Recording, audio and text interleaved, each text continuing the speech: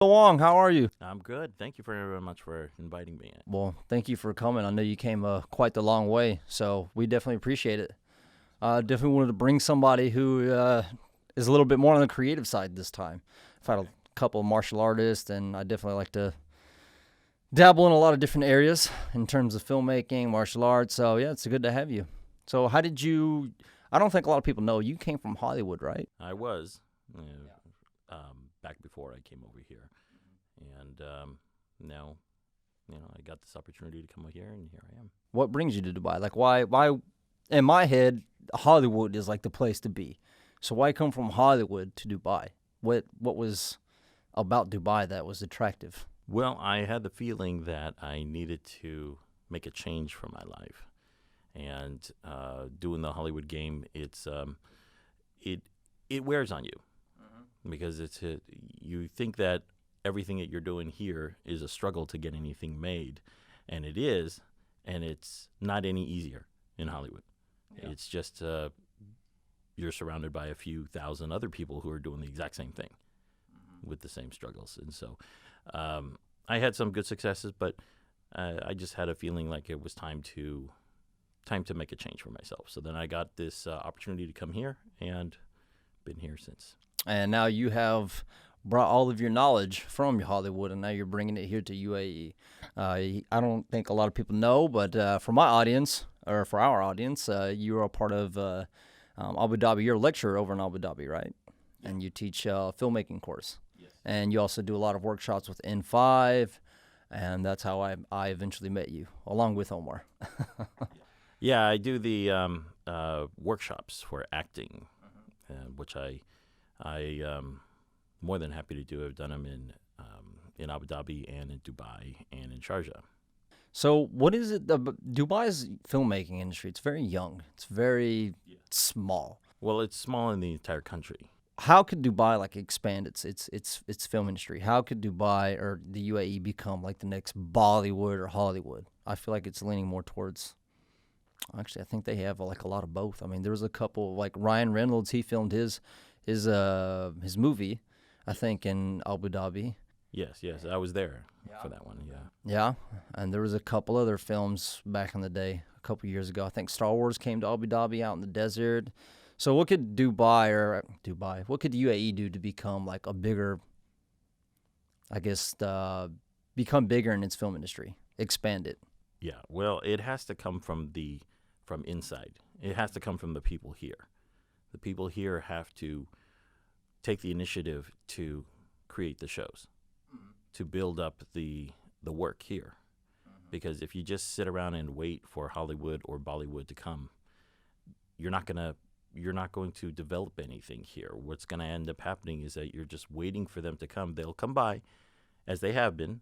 They'll come by, and anywhere between 2 to 5 shows a year, which isn't much, and they'll do their productions. They'll use the resources, bring on some local crew and cast some local people. But then when they're done, they leave. Yeah. And then we're left with a whole bunch of people who are with the memory of how good it was and wanting to do more, but then they're just lost because there isn't any more. So what they've got to do, and what I'm seeing emerging local filmmakers doing, which is great, is that they're starting to build up their own productions. And that's really what's going to help. That's how it all happens. It happens from within. You cannot wait for it to come from the outside. In fact, I'm sure every successful entrepreneur or business owner would tell you that they didn't succeed because they were waiting for somebody to give them something. Yeah, they worked hard for it. And sure, maybe they got lucky and got some breaks along the way, but they worked hard. Yep. Yeah, definitely. I mean, I can agree with that, but my struggle in film school was I think I was expecting something different than what actually was going to happen. Well, what were you expecting? I was expecting there already to be like a very big, thriving industry here. I mean, of course, I should have done my research, but I did not. So coming here, according my dad was like, "Hey, you can come to film school here. There's already a filmmaking industry here." And I got here, and I was like, "There's not very much." you know? So in terms of filmmaking, it's a lot of advertisement, which, you know, growing into, of course, growing more into my filmmaking and understanding a little bit, that's not necessarily a bad thing because that's kind of how you learn. But in terms of filmmaking, I was like, you know, there's really not like a lot over here. And then, so that was a bit of a shocker. But, you know, I think there is a lot of good creatives out here. I've been on a couple. Faisal, he's actually going to come on the podcast next week, and I had help with I helped him on his set for Weekend, which is award winning. I actually watched it the other night. That was really good. So it definitely seems like there's a lot of good creatives out here. So from your perspective, like how has the UAE grown in its filmmaking since you've been here? Well, it's like I said, I've seen it grow. It's very small in its growth, but I've seen it happen with just the local side where people locally are thinking that they can actually do this. They can actually make something themselves, which is absolutely true. And I'm very happy to see, especially like with local competitions. Recently, there was the 48-hour film competition. Before that, there was the S Movies with Brand Moxie. And when things like that are happening, and then, of course, there's also local festivals. Last month, there was the Sharjah Children's Festival. And there's other upcoming ones I'm sure that I'm not remembering, but there's a lot of local things happening, and especially within the region for Arabic language films as well, that it gives more opportunities for people to put their films out other than just self-promotion and self-publishing like on YouTube or Vimeo. The problem with those online systems is that once you put that out there, then it's no longer like exclusively yours. It's just out there in the ether for everybody to check out. But very few people actually do. Yeah. When you get it into a festival or some kind of contest, then you do narrow down your audience, and you actually get a more accurate slice that will pay attention to your film. And it gives you a better opportunity to do something, to be recognized for it, and to potentially get the support you need to make the next film, which is primarily when you're working in the independent world, that's primarily what you're doing when you're making films. You're making a film so that you can make the next one. Yeah, makes sense. I mean, I haven't done anything in terms of filmmaking. I've done a lot of advertisements, specifically like martial arts, stuff like that. But now that I'm seeing a lot of like Faisal, everyone's getting success on films, I'm thinking it's time to... Well, you got to also think what he's doing, what a lot of those people who are doing those kind of things are doing. They are still doing the commercial work. Yeah. Because, we got to pay the bills. Yeah. But you are working with people who have the same desires and the same wants to make something more creative, more storytelling driven, and not just promote a product or service. And so mobilize them, use them, and make something. I mean, really, it's just your only limitation is time, because ultimately, you got to work with other people and you got to work around their schedules. But it's the same thing whether you were doing a bigger production and you were paying people or not. It's you still got to work around schedules. So that's really the biggest hurdle, and that shouldn't stop people. Unfortunately, it does. Absolutely, yeah. I mean, I think it's time for me to just start making some stuff again. Because film festivals is definitely the way to go. You make a film or something like that, it's definitely to put it better. I think a lot of people... That's one way to go. In film school specifically, I think they get lost, just from my knowledge. Because people ask me like I'm some kind of guru in filmmaking. Like, what are you doing? I'm like, I'm just doing what I can. I make advertisements for my gym. In return, I have a good deal with them. And I'm just here and there. But in terms of Ollie's a filmmaker. He's still in school. And sometimes they'll ask me where to put a film, and I'm like, film festivals. But which film festivals should they put? Is there should they just spread it out as much film festivals as they can, or should they narrow it down? In terms of your experience, how do you think a student should put their film out there in terms of festivals? Well, there's somewhere around between 20 to 30 festivals that are the top ones that acquisitions people pay attention to. However, and what I mean by that is that they actually physically go to those festivals. However, that doesn't mean that you're not going to get opportunities in all the other few thousand festivals that are happening worldwide. Simply because how everything can be transmitted through the internet nowadays. And so what that means is that your reach of submitting to festivals, like through Film Freeway website, is very simple and very easy. And that's just a matter of paying entry fees. But as far as getting it into festivals, I suggest that you definitely try to hit the top ones, where if you get in, that at least somebody who has some ability to help you along into making your next film will probably actually physically be there.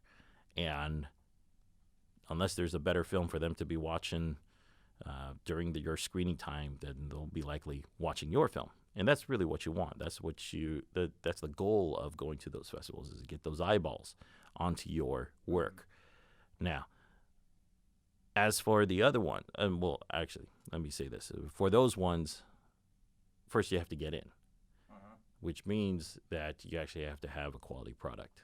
Yeah. Because those are the top ones, like Sundance, where it's very difficult because it's just by a numbers game. There's so many of them, so many films that are trying to get in, that in the end, they can afford to be more picky with their scrutiny. And granted, you should always have a great product regardless, and that's what'll help you across the board. But make your film, put your efforts and concentration into making your film the best as it can be. And that starts with the script stage.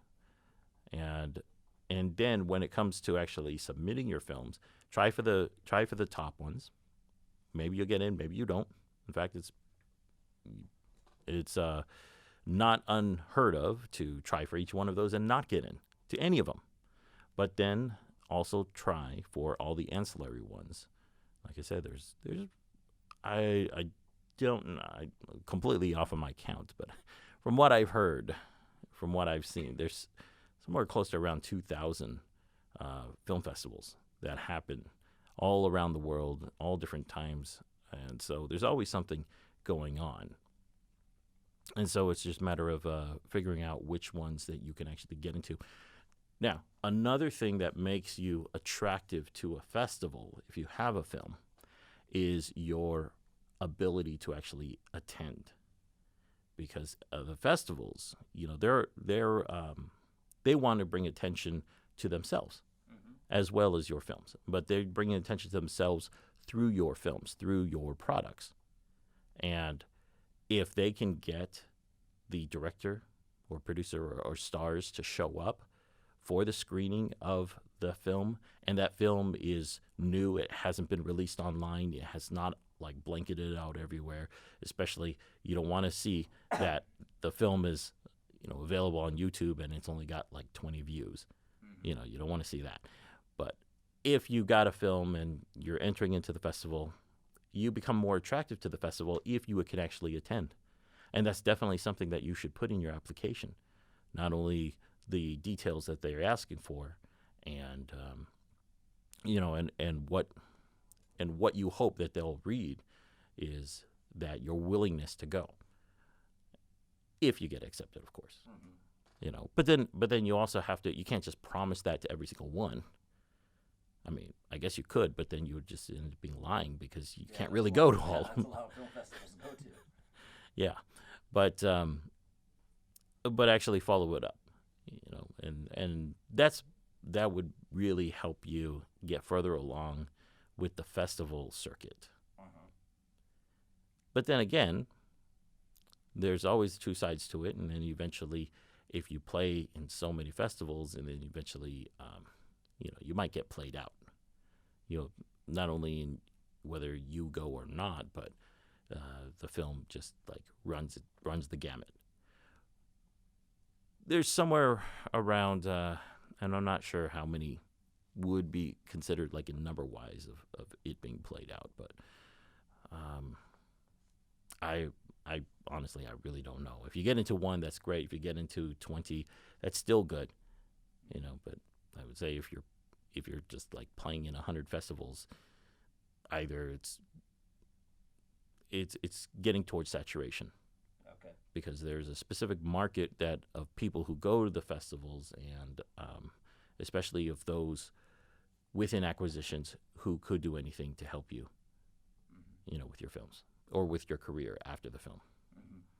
So what got you into filmmaking?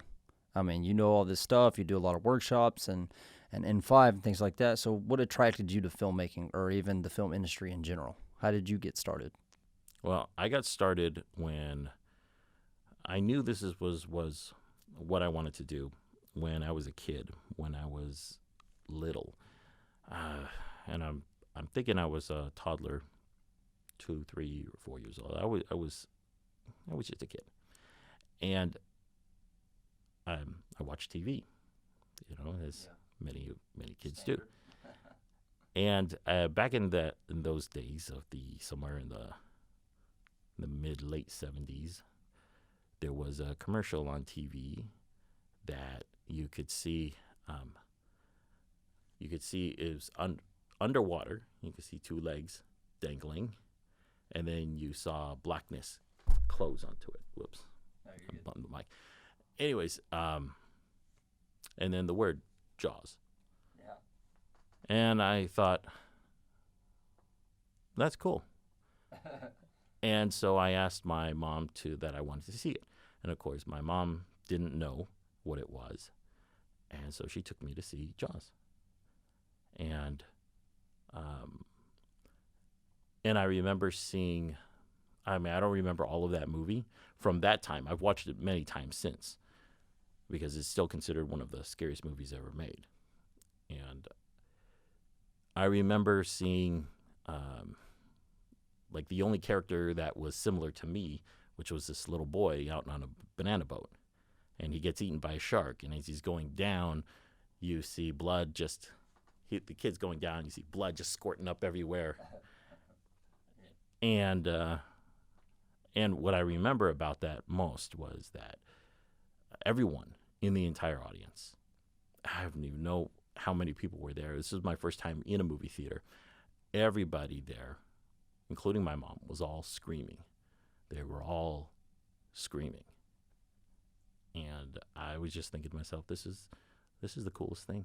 This is the most amazing thing ever experiencing. And of course, I'm a toddler, but you don't have too many memories of when you're a toddler. But that one really stuck.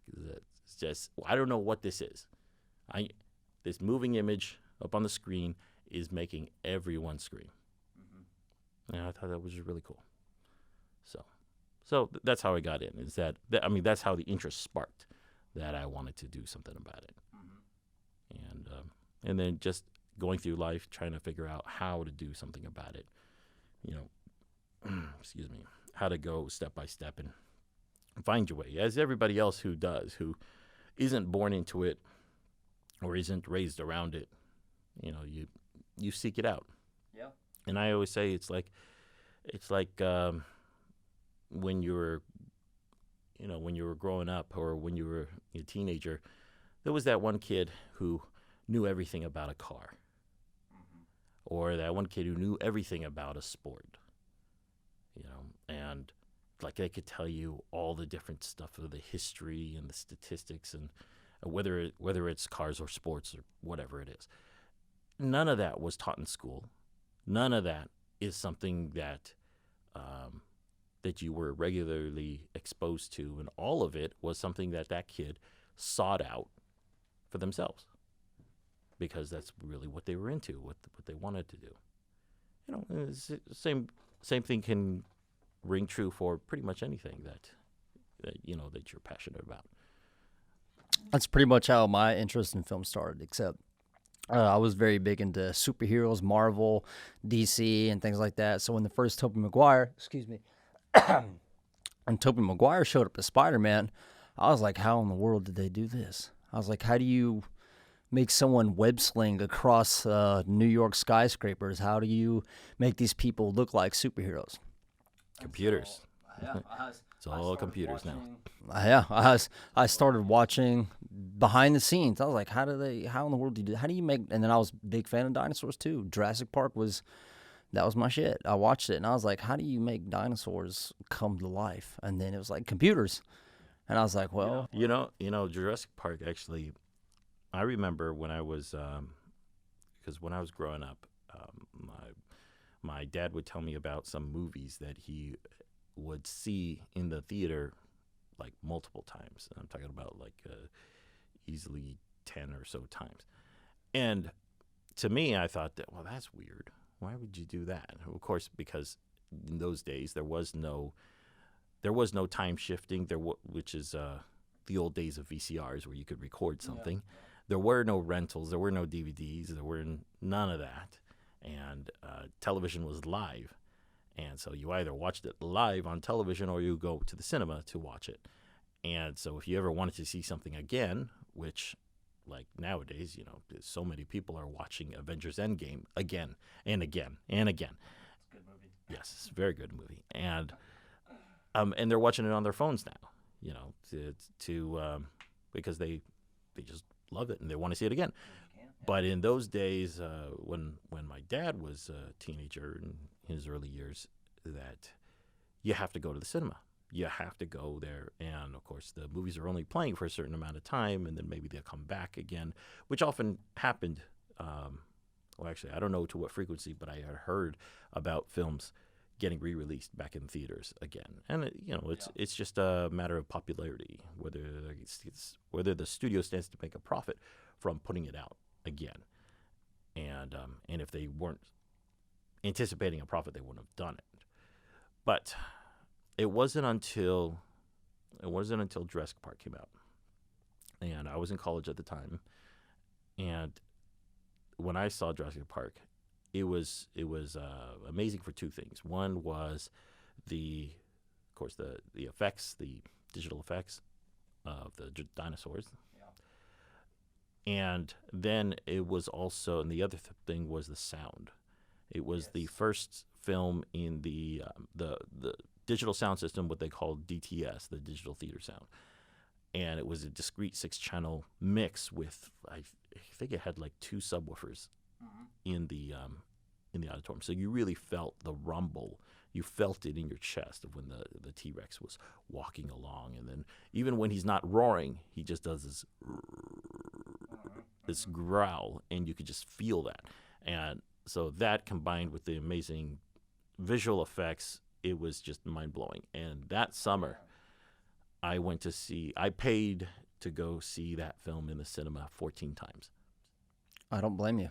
That's one of my favorite movies of all time. I still can't get over it, especially once I looked like how he made it and how it went from what was going to be stop motion and very lizard-like, the raptors, and then John something, he had a paleontologist come on, and he was like, what are you guys doing? He's like, this is wrong, because there was some test footage of the raptors coming into the kitchen. They were flicking their tongues like lizards or snakes. He came in, he's like, no, that's wrong. He's like, they're more like birds. And then, so originally they were going to do stop motion. And then there was IMG, I think, or there was another company that was secretly working on a new technology or something on how to make the T-Rex more fluid moving, make the muscles jiggle, the skin, everything like that. I think it was ILM, Industrial Light and Magic. Yes. And I think the scientist you're talking about, he ended up being the basis of a character in the second movie.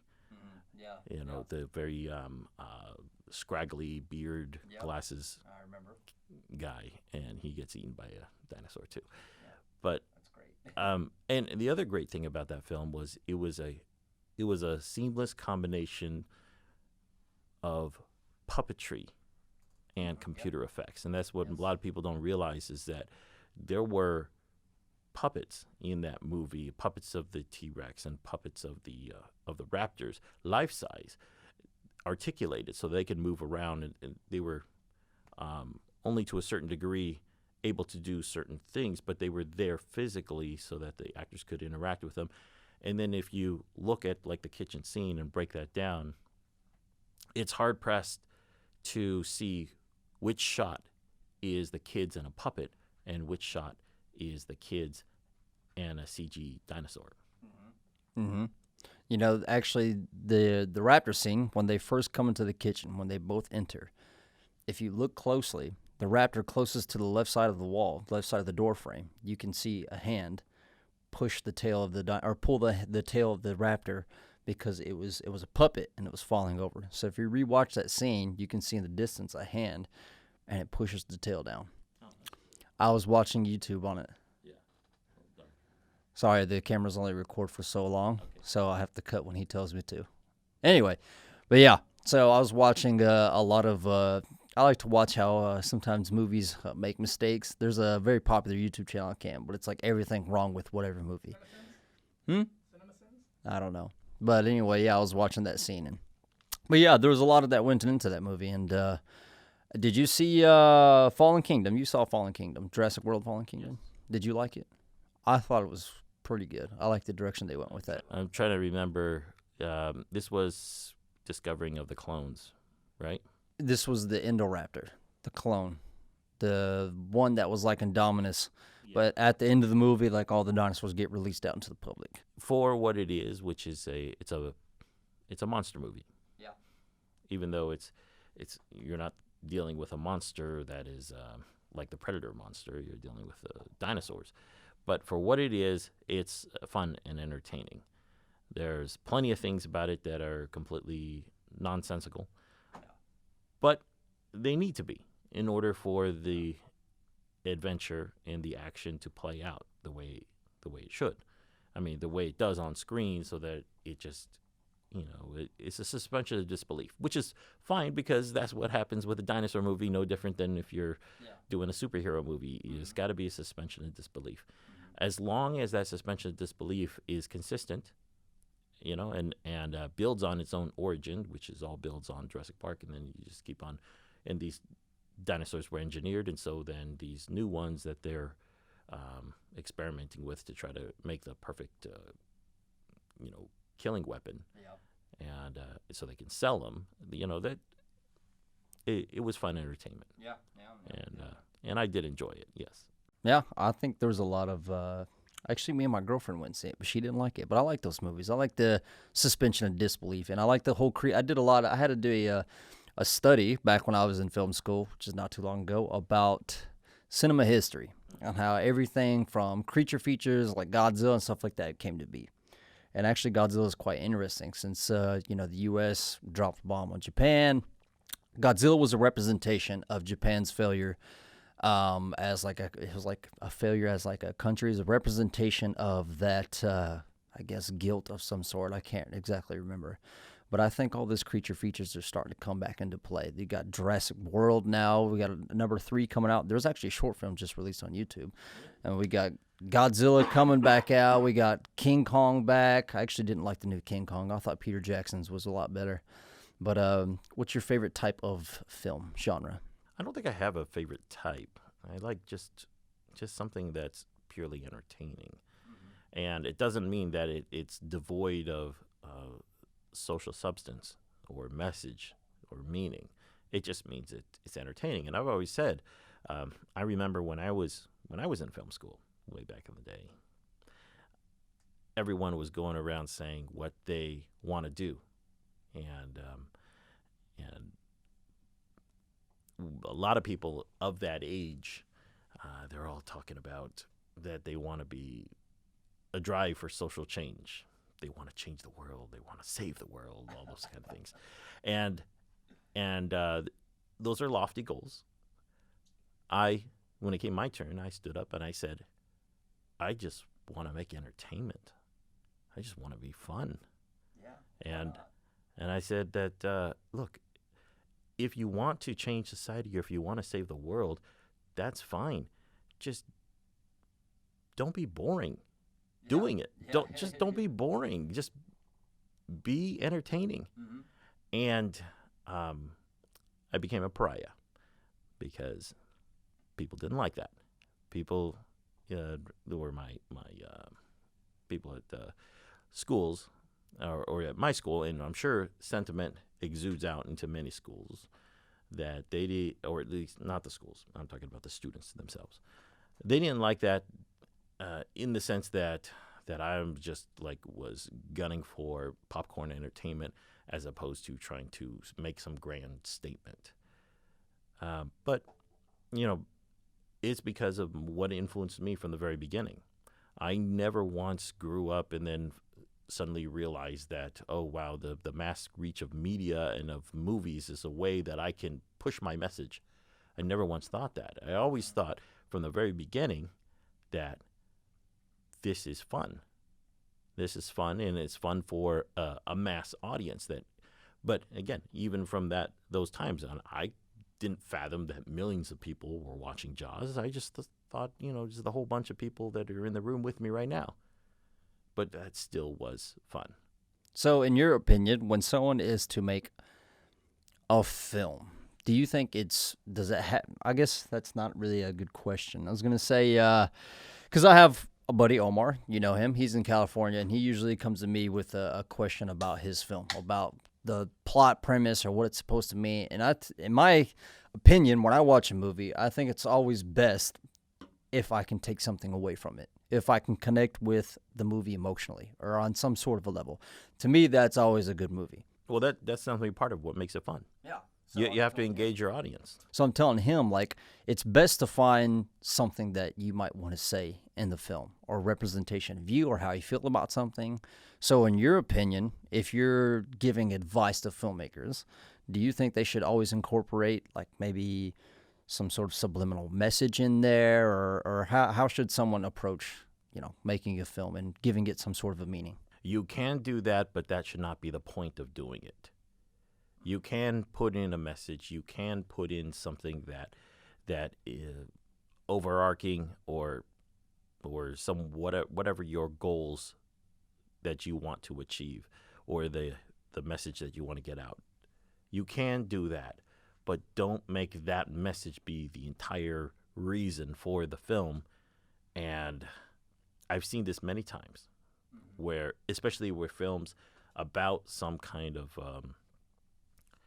social thing or economic thing or just plight of people or the environment. I don't know what, but all of those different good, whether it's global warming or saving some species, those are honorable.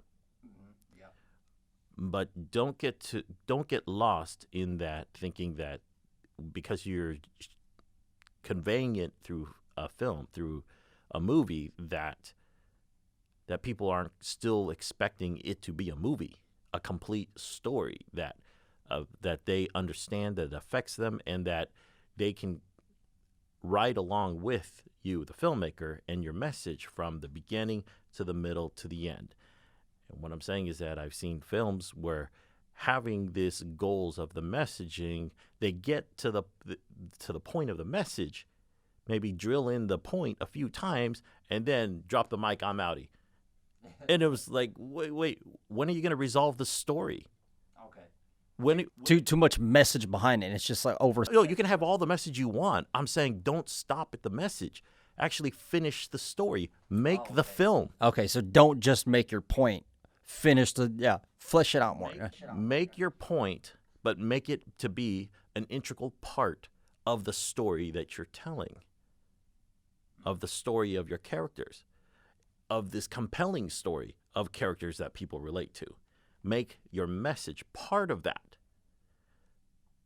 Don't just make the film about a message, and then once the message is delivered, you expect everyone, okay, you all get it now. You all get my message. Now I'm going to stop telling a story. Yeah. That you lose your audience that way. Mm-hmm. And then people will just think, oh, wow, we really should save some bees, but I didn't like your film. Rather, to be like, oh, wow, that was an amazing story. And really? We need to save bees? That would be great that way. Okay. So that's my whole point, is that you gotta not lose sight that the medium of a film is now for what everyone expects a movie to be. And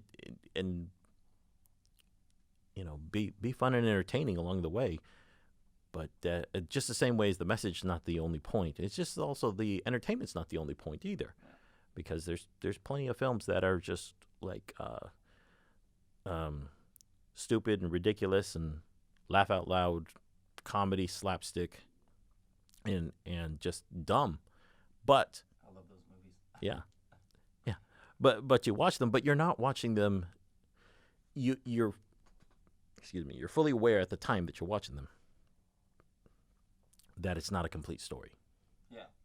And that if you had to describe that film, you would not describe a story. You would not describe a journey of someone from that started here, went through this, and then ended up in the end. You would not be saying that. You would be talking about, oh, and did you see that scene where the guy was on the elevator and then he did that thing? Because there was no story to talk about. You're just talking about the elements. Ollie, what's up, man? Do we need? We're good. Okay, all right. I have a small confession to make. Just switching gears real quick. Back on my buddy Omar. I didn't know that he was going to say what he said at the summit. As you may not believe, but so what had happened was we knew that we were coming to the summit. I knew what he wanted to say. We sat there in the parking lot. We pulled up early, and I looked at him. I said, Omar, I understand, buddy, where you're coming from. I understand your position, and I understand what you want to say. But don't say it how you just told me. Don't say that at all.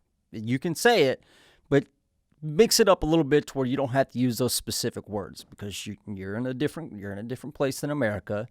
You don't need to be blurting that kind of stuff out. You can still deliver that message, but you can deliver it in a more gentle way.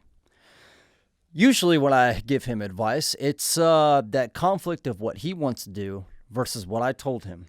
And when those two things are in his mind, it's conflict within his psyche, his mentality.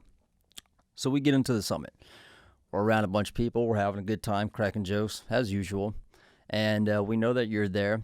And I was like, again, just please, if you get the microphone, because I know you want to talk, I know you want that attention, don't say it. Please don't say it.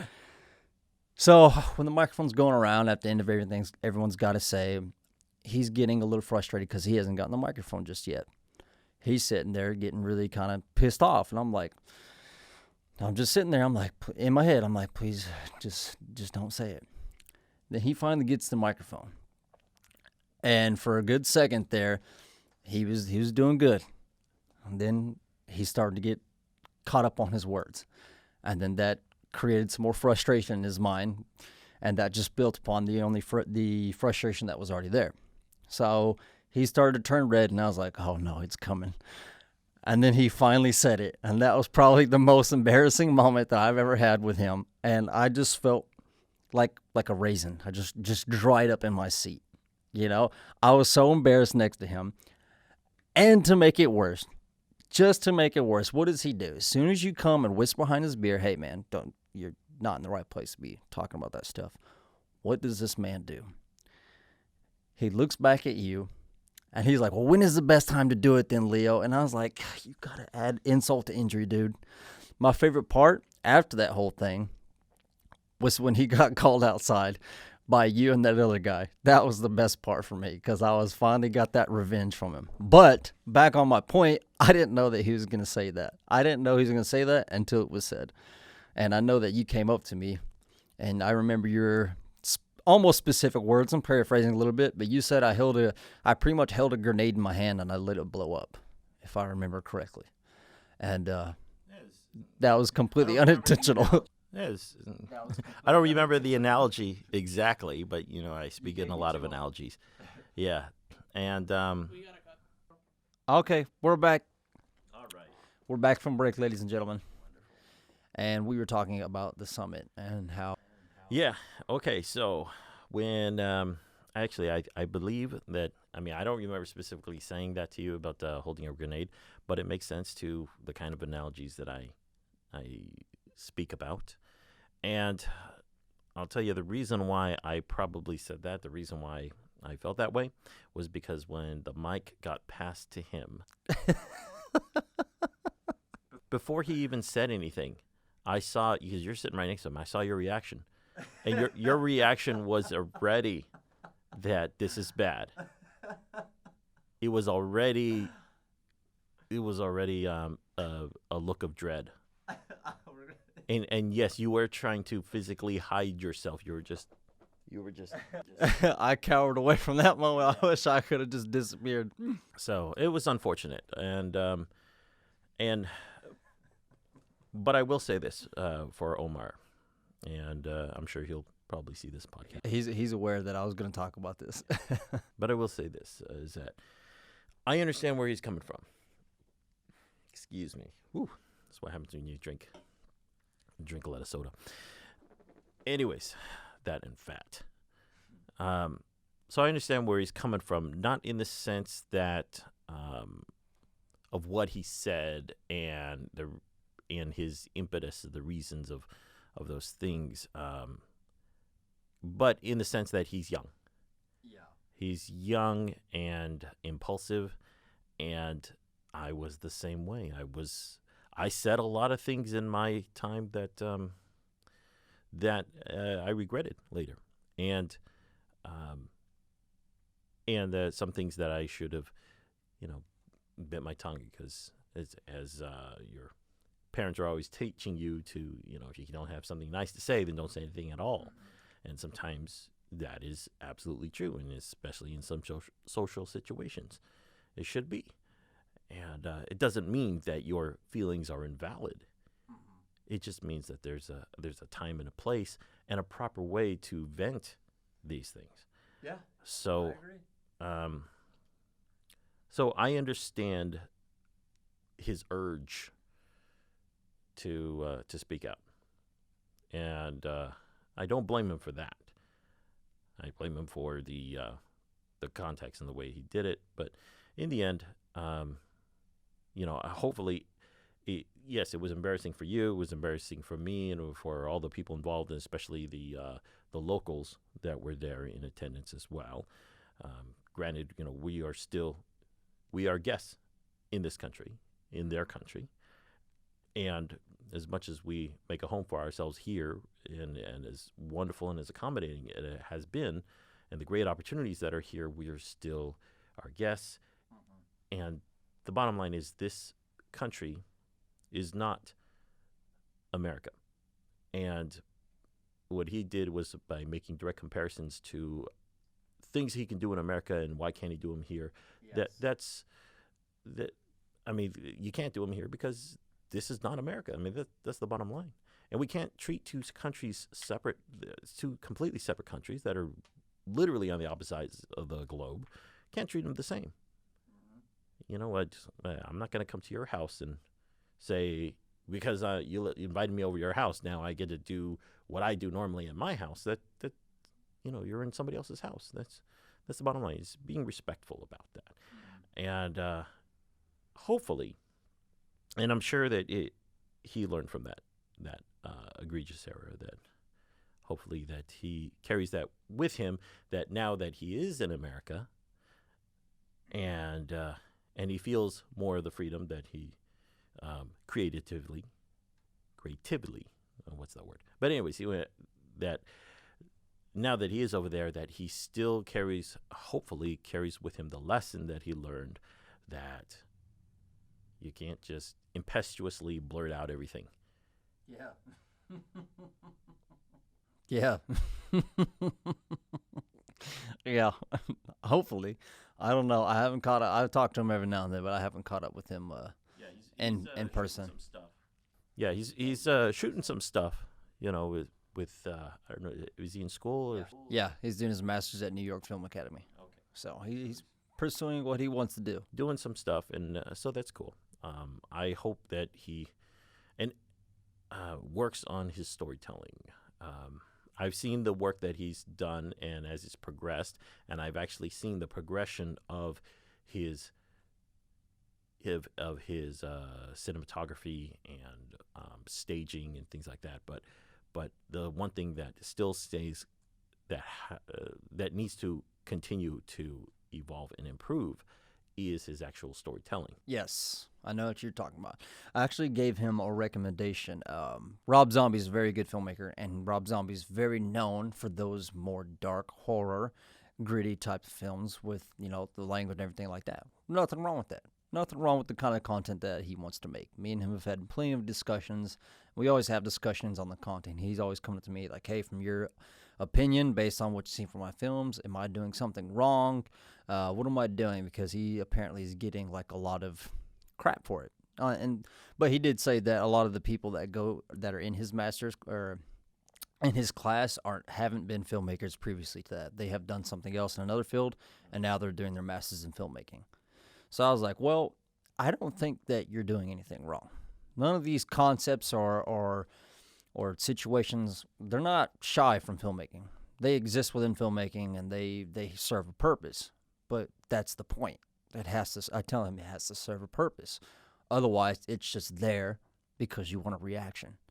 And then once you get that reaction, you're unsatisfied with it, which makes you to do something even darker and even darker. But the whole thing is he's caught in a circle of trying to get a reaction from people, but he's losing sight of what me and you were talking about earlier, is that you're just dropping the mic after the situation. You're not finishing your story. Yeah, and then you're just in there. I was like, he has this new idea called the Renegades. Nothing wrong with that. He wants to be based around that old high school kind of gang, bullied, or whatever it is. There's nothing wrong with that. But when you put these darker themes into the story and the dialogue that you convey and the characters that you want to play, it needs to provide something. I was like, for me, my personal experience, when I watch a film, I want to take something away from it. I love watching films because it's escapism for me. I love to relate to the character, feel what the character feels, stuff like that. So I was like, if you can convey some sort of message or put some kind of a meaning behind it or express yourself in some way, then to me, that's always good for an audience to watch because now I can relate to you and I understand your story. But if you're just putting these things in there to put them in there, now I'm just cringing because it means nothing. It serves no purpose. And so that's usually the conversation that I have with him. But nonetheless, at least he's making something, and I think he's doing pretty good. Well, you got one of two ways to go about it. One is to get better at storytelling, and then you can actually tell the stories that you want to tell. I kind of feel like that he doesn't exactly know hasn't nailed down the story he wants to tell. Yeah. So he's putting together an amalgam of things that he thinks are cool and that he wants to try to incorporate, but there's still the underlying message of a story that is that needs work. Yeah. And so either he can learn how to do that, and this not only applies to him, but every budding filmmaker out there.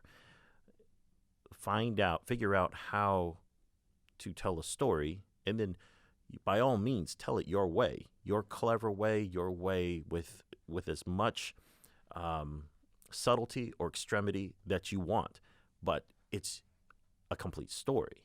Mm-hmm. It's either that or go work for someone, a director who does tell a story, but is lacking those things of the subtlety or the extremity, and you work for him or her to add those elements into their story.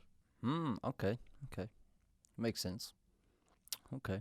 Yeah, I told him, I was like, nothing wrong with the content that you want to make, but like you said, you're struggling to tell your story. So I was like, why don't you watch this filmmaker who has a very unique style, I would say, something that you might enjoy. It has all these gore and stuff like that. I mean, I was like, watch The Devil's Rejects, watch the Halloween remakes. I was like, those films alone are pretty up your alley. And I think that's a good way to put it, finding your story. Because in my personal experience, of course, most of my stuff now is just advertisements for gym, like martial arts. But back in film school, I always wanted to get into filmmaking. And every time, any film I've ever made in filmmaking was always to express myself. I like to express myself if I make something. So I made a film about martial arts, specifically jiu-jitsu, about my trainer, my coach. And, of course, martial arts has been done here and there. It's nothing new. So I wanted to try and find a unique approach to it. And so I was like, what could I do to tell my story? And I was like, well, martial arts has been done before. Everyone's done it. Everything's been done before. Yeah. So what could I do to make this different or make it mine or unique? So I was like, how about I use it to show how this martial art, or how this specific person has used his martial art as a platform to change people's lives. I don't think I was very successful, to be honest with you, in that documentary, but nonetheless to say, at least I tried to find my story. And I found that my story is usually comes alive if I'm expressing myself in some kind of way. And I think that's the best thing to do. If you're telling a story, Ali, express yourself. But anyway, let's talk about how you have, I think you've, in my opinion, have pioneered a little bit of filmmaking, haven't you? Would you say you've pioneered a little bit of filmmaking in the UAE, or at least you've nurtured it? Maybe nurture. I haven't pioneered squat out here. Okay, nurtured is a better way to put it. Yeah, I mean, you have the groups that you talk about acting in UAE, the casting format, or WhatsApp groups and things like that people find. Those are how did you start those? How did you get so many people on there? Just word of mouth, actually, and that's really how many grassroots things grow. Is just you put something out there, and then if you are earnest and genuine, and you have quality substance, and then it will grow.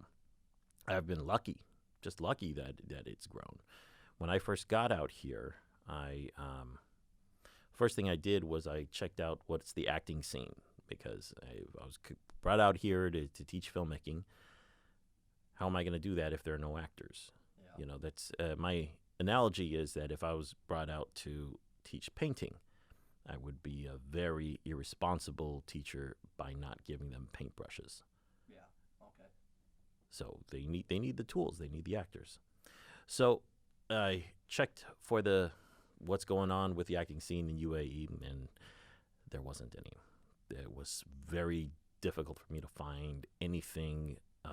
There wasn't anything centrally organized. It was just a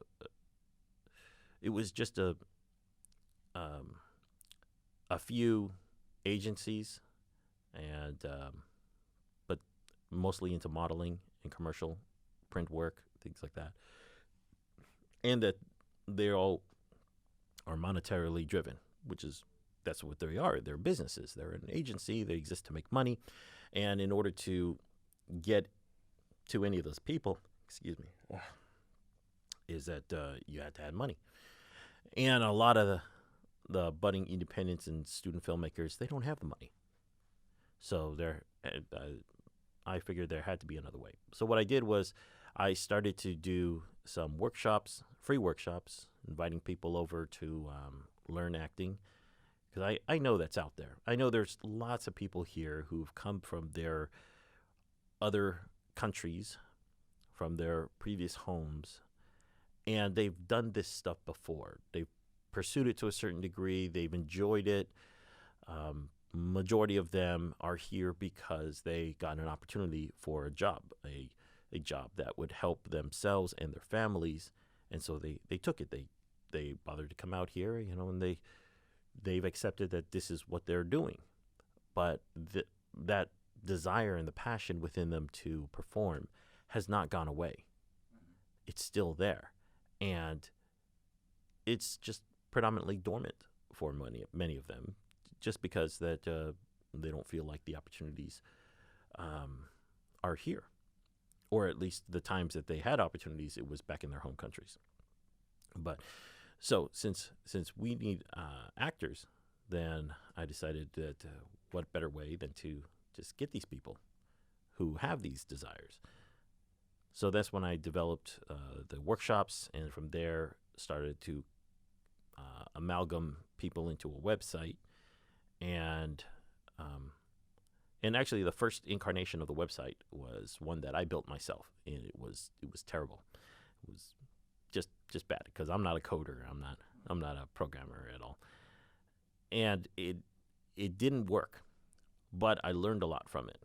I learned a lot how to make it better, and so in the next version, I got a coder. I got the ideas down on paper so that I knew how to do it right. And the next launch of the site, it was a whole lot better, bottom line. And now that the site, which is actingintheuae.com, it is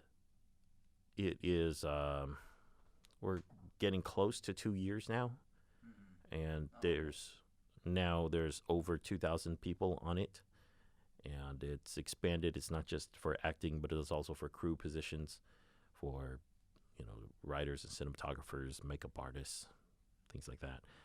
And my goal in it is that this site, which is a free site, and anybody can get on if you just have a desire and a passion and want to do something in the industry, and you happen to be here in UAE and you want to know, what else you can do. The goal is for more productions to happen, whether they are productions, whether you're working on a show that's come in from Hollywood or Bollywood, or whether you're working on a show that is homegrown, that is the wellspring from people here, from writers and directors who decide that, hey, I want to make a film.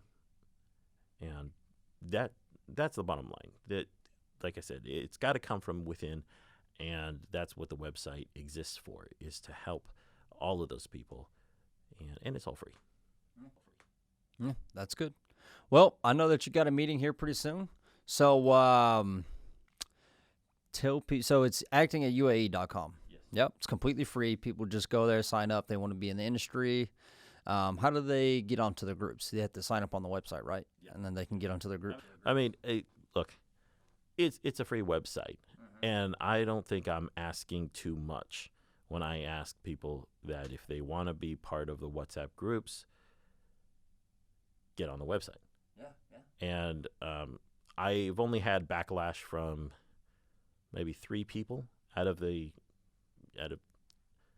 3 people, yeah. Out of right now, out of the 2,000 plus people that are on it, and of course, it's always those single voice of the negative naysayers that stick with you. All the people are saying, "Oh, great, it's wonderful, this is a great platform," and I remember those people who did say good things as well, absolutely.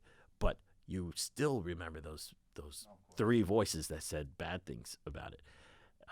Of those 3 voices, 2 of them have come around, like whether it be months or even a year later, and have signed up on the site, and then one of them still remains out in the world, insisting that I should put the person on the groups, irrespective of them joining the site. Maybe, but with no other explanation. Whether if they have something wrong with it, I don't know. But I'm not asking for much. I mean, you're on the site. A lot of people are on the site. Omar's on the site. Well, actually, Omar's still on, even though he's in America now. It's just a free site to join a community, and with the bottom line that I'm not asking anything really. I don't want your money. I'm not taking anything from you. I'm trying to get you to contribute into this community to build up so that we can have our own resources and we can actually make stuff. Not everyone's going to make stuff. We can assemble all the ingredients together, and not everyone is going to make a meal. They're just going to still see ingredients and just not know what to do with it. And really, that comes from within. That comes from within this desire. If you've got to make something, you've got to shoot something, you've got to write and direct and edit something together. Whether you're planning to win awards, or you want to further your career, or you just want to get your message out, or you just, like me, just want to tell a story. That's what it's all about. Okay. All right. Well, thanks, Leo, for coming on the show. Thank you very much for having me. Yeah, thank you for coming all the way from AD. I appreciate it, and we'll see you again here pretty soon. All right. We're out.